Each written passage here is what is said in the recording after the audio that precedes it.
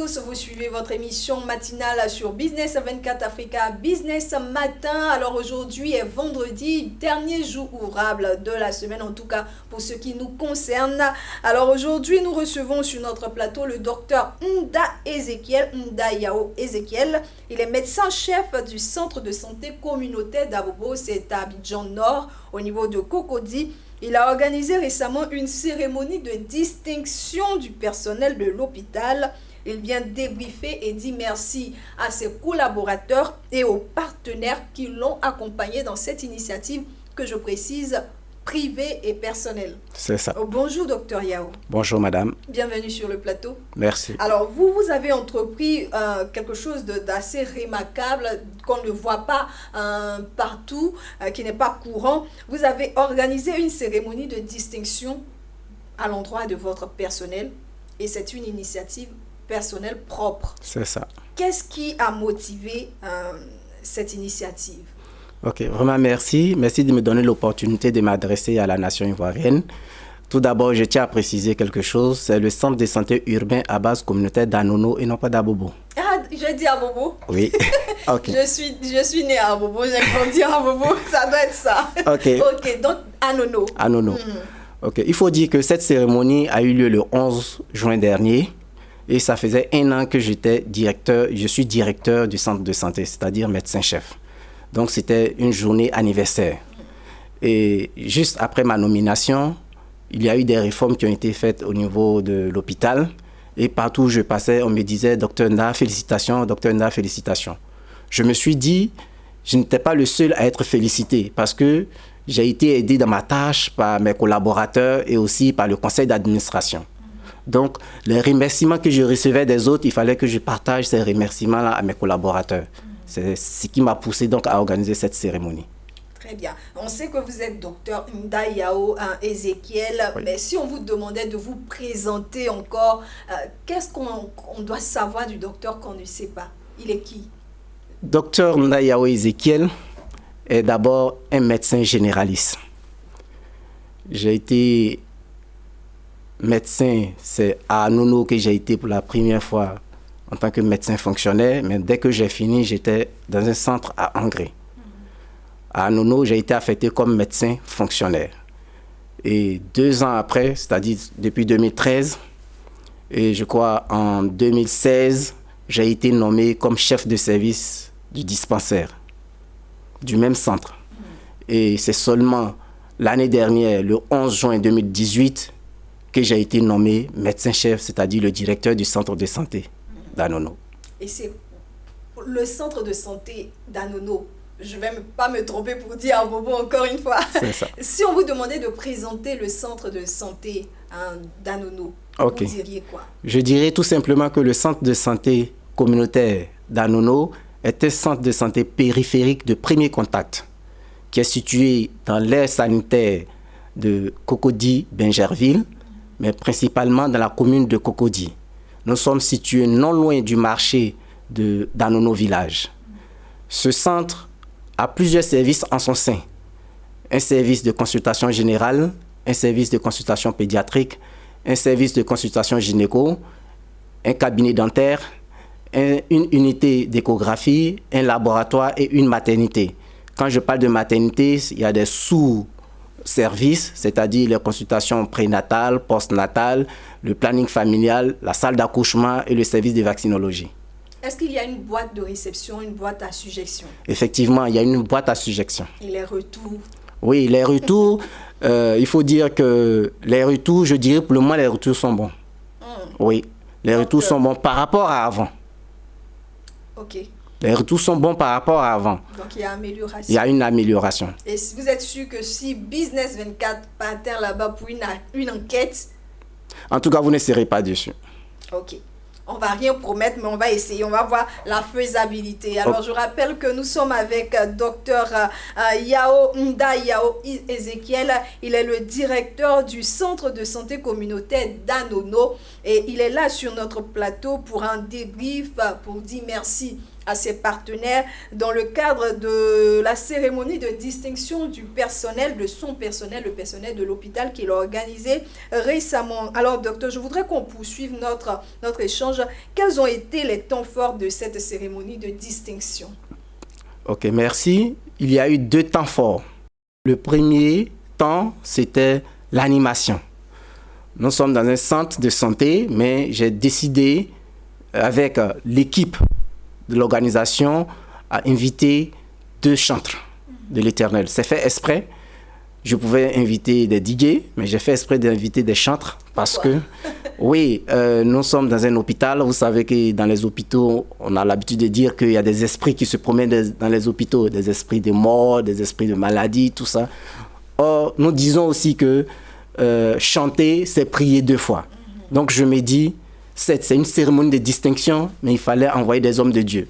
Donc, j'ai invité 2 chantres de l'Éternel. J'ai fait la parité des choses, une femme et un homme, qui ont chanté pour la gloire de Dieu. Ça a été tellement intéressant, puisque le personnel qui était venu, qui devait être décoré, pratiquement tout le monde s'est senti à l'aise. Nous nous sommes levés, nous avons dansé. J'ai même dansé. Je vous assure. Ce qui est rare. Ah, non, pas rare. À l'hôpital. J'ai même dansé. Oui, mais à l'hôpital, quand vous êtes le premier responsable, souvent vous êtes obligé d'être un peu réglo. Donc, je n'ai pas pour habitude de danser là-bas. Mais ce jour-là, je me suis mis à l'aise. Voilà.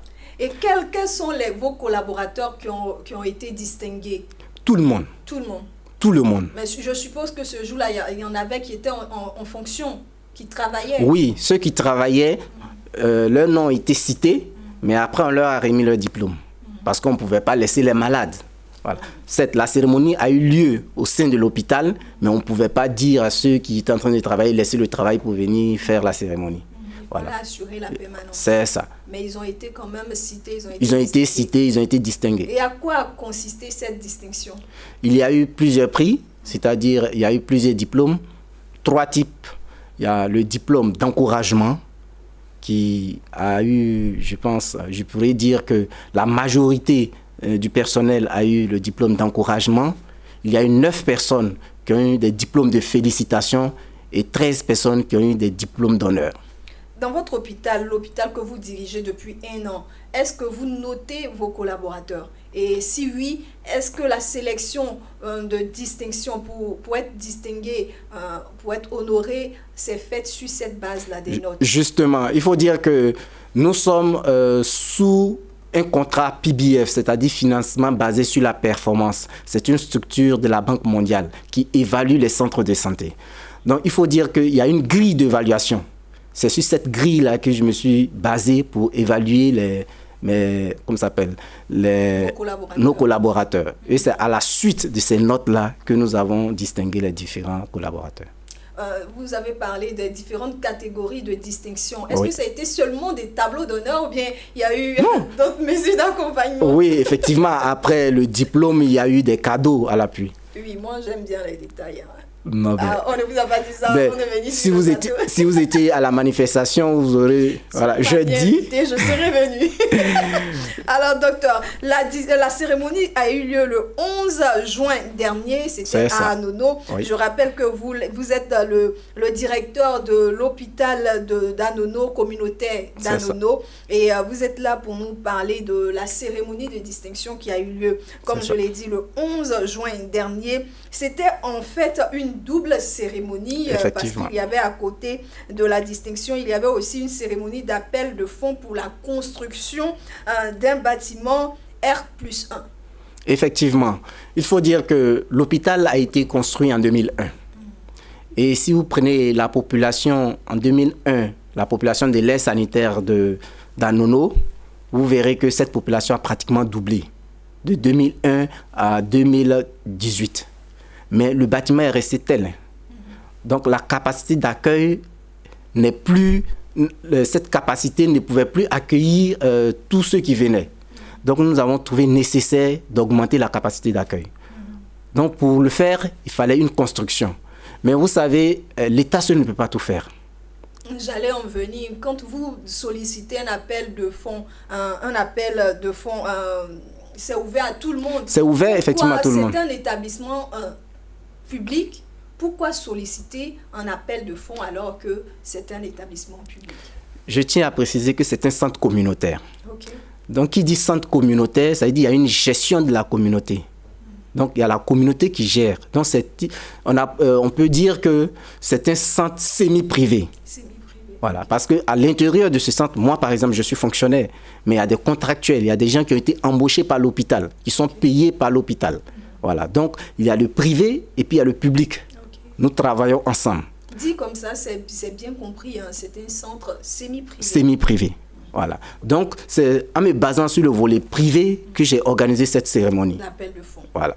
Et est-ce que vous avez eu gain de cause? Est-ce que les fonds auxquels vous vous attendiez, vous espériez, vous les avez eus?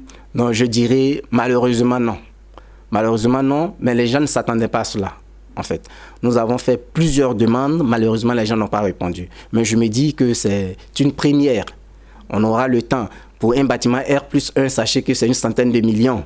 Et ce n'est pas facile de trouver 100 millions un coup ou bien 200 millions un coup. Voilà. Pour le moment, c'était lancement. On aura le temps. On va en parler. Et puis un jour, on viendra faire une telle cérémonie. Quand vous parlez d'appel de fonds, c'est vrai que c'est un centre communautaire et vous l'avez dit tout à l'heure que c'est la communauté qui gère premièrement, oui. Qui gère en même temps avec le public, les autorités publiques. C'est ça. Qui était convié à cette cérémonie pour que vous ne puissiez pas atteindre la levée de fonds que vous avez lancée? Ok, il faut dire qu'on a invité pratiquement tout le monde. On a invité les autorités, on a invité des cadres du pays, on a invité des ressortissants même du village d'Anono. On a invité tous ceux qu'on pouvait inviter. Malheureusement, l'appel n'a pas suivi. Les gens ne sont pas arrivés. C'est là la petite déception. Voilà, c'est là la petite déception. Sinon, à part ça, la cérémonie a été une très belle réussite. Il y a eu aussi des partenaires qui vous ont accompagné durant cette cérémonie de distinction du personnel du centre de santé urbain de Anono. Qui sont-ils? Il faut dire que l'hôpital travaille toujours avec des partenaires. Quand on parle de partenaires, vous voyez la pharmacie, parce que si on prescrit un médicament, il faudrait que ce malade-là se rende dans une pharmacie. Donc les pharmaciens sont nos premiers partenaires. Et il faut dire que, Dieu merci, ils n'ont pas tous répondu présent, mais quelques partenaires, c'est-à-dire quelques pharmaciens de la zone ont répondu. Ensuite, il y a des agences de représentation pharmaceutique qui aussi certains ont donné leur participation. Voilà. Et puis, il faut dire grand merci à un monsieur. Mais avant de dire le nom de ce monsieur-là, je voudrais dire merci à une société, Boro et Frères, le groupe Boro et Frères. Ils ne sont pas de notre aire de santé sanitaire. Ils sont derrière l'eau, derrière le pont, je crois à Makorou, Trècheville. On leur a écrit, ils ont entendu parler, ils sont venus et ils ont agi. Alors que ça nous a marqué. Leur communauté directe. Ça veut dire qu'ils n'ont rien à voir avec la commune de Cocody, mais ils se sont dit que c'était une bonne action et ils ont participé. Ils ont répondu. Et la dernière personne que je tiens vraiment à dire merci, c'est notre parrain, monsieur Kwadio Kwame Bruno. C'est un monsieur de grand cœur, ça il faut le dire. Parce que vous ne pouvez pas imaginer, vous êtes là, vous voulez organiser un tel événement, vous lancez des courriers de gauche à droite à la recherche de parrains et puis personne ne réagit. Je me lève, j'ai entendu parler de ce monsieur, je me lève, je vais voir ce monsieur, sans courrier. J'arrive, bonjour monsieur, je viens vous solliciter, j'ai une activité à mener. Quand j'ai donné l'objet de la cérémonie, il dit, mon petit frère, je te soutiens, je t'aide à travailler. Et il a dit, n'oublie pas que cette année, le gouvernement a dit que c'est une année du social. J'ai un plan pour les hôpitaux, principalement pour les hôpitaux de premier contact comme le vôtre. Parce que je me suis dit, ce que je peux apporter à mon pays, la Côte d'Ivoire, c'est de donner mon savoir-faire. Il est le DG du groupe Enis, il est dans la construction, il est dans le bâtiment. Sans publicité. Ok, merci. Il a décidé, il a dit, bon, je construis. Donc, je vais vous aider à construire. Je ne dis pas que je vais vous donner un bâtiment. C'est-à-dire, si vous faites votre budget de construction, que c'est 10 millions, Avec les 10 millions, je viens construire vos 10 millions. Je ne dirai pas que bon, je dois faire ci, je vais faire ça pour faire 15 millions. Parce que c'est ça, c'est ce qu'on remarque. Un budget qui peut-être... Il ne va pas gonfler. Voilà, il ne va pas gonfler. Peut-être ses prestations ne seront pas payées à la hauteur de ce qu'il fait habituellement. Justement. Très bien, ça c'est à louer. Alors, docteur Ezekiel, docteur Yao, nous sommes pratiquement à la fin de notre échange. Si vous, là, vous avez un dernier mot à lancer, quelles sont les perspectives d'avenir? À quoi vous vous attendez? Qu'est-ce que vous demandez là maintenant? C'est vrai que vous avez remercié vos partenaires, mais quelles sont vos perspectives? À quoi est-ce que vous vous attendez, comme je l'ai dit, et les appels que vous pouvez lancer en dernier mot? Je dirais, j'ai un objectif à atteindre. L'objectif que je vais atteindre, c'est de construire ce bâtiment. Tout simplement parce que je veux que la population parte se faire soigner de façon facile et aisée. Vous ne pouvez pas comprendre un patient qui vient à 8 heures, qui est reçu à 10 heures, 11 heures, parce qu'il n'y a pas de local. Il y a seulement 2 bureaux de consultation. Les malades sont là. Ça fait mal. Nous sommes dans la qualité des soins. Je voudrais qu'on dise à Nono, quand tu viens à 8 heures, tu es à 20 minutes, mais 30 minutes, on te reçoit. C'est mon souhait. Donc je lance un appel à toutes les personnes de bonne volonté qui peuvent nous aider à avoir ce bâtiment. Lancez l'appel là-bas. Ok. Merci, madame. Donc je lance un appel à tous ceux qui vivent sur le territoire ivoirien, qui peuvent nous aider à avoir ce bâtiment R+1 pour pouvoir sauver des vies. Parce que construire un hôpital, si vous participez à la construction d'un hôpital, sachez que vous sauvez des vies. Et là, Dieu aussi sauvera votre vie. Dieu sauvera la vie de vos enfants, la vie de votre famille. Donc vraiment, tous ceux qui ont les moyens, je lance un appel auprès des ONG. Tous ceux qui peuvent participer. Vraiment, le centre de santé de la Riviera à Nono est là. Vous pouvez venir faire des dons pour qu'on puisse construire ce bâtiment. Très bien, docteur. Mais vous pouvez aussi passer par les réseaux sociaux, hein, les appels à souscription. On fait ça très souvent sur les levées de fonds sur Internet, tout ça. Bon, c'est une possibilité. Bon, il faut dire que dans mon organisation personnelle du centre, je suis en train de chercher à recruter une personne qui va gérer ce volet-là, le volet communication de mon centre. Voilà. Parce que, certes, nous sommes à la recherche de la qualité, mais sachez que les gens, on n'est pas parfait à 100%. Il y a des gens qui seront mécontents. On veut avoir ces différentes expressions-là pour qu'on puisse les corriger. Parce que je veux qu'on dise, ah non, vous voyez de la manière que notre hôpital est situé à la Riviera. Et qui dit Riviera, tous les cadres du pays sont pratiquement dans la même zone. Donc il n'y a pas de raison pour que ça ne se fasse. Nous devons être un miroir des autres centres de santé. Très bien. En tout cas, c'est une belle initiative, mais comme j'ai dit, vous pouvez aussi passer par les appels à partir, les levées de fonds à partir d'Internet. On va essayer. Ça se fait fréquemment maintenant. Voilà. Alors, je recevais sur le plateau le docteur Ndayao Ezekiel. Il est médecin-chef du centre de santé communautaire d'Anono à Abidjan Nord, à Cocody. Merci.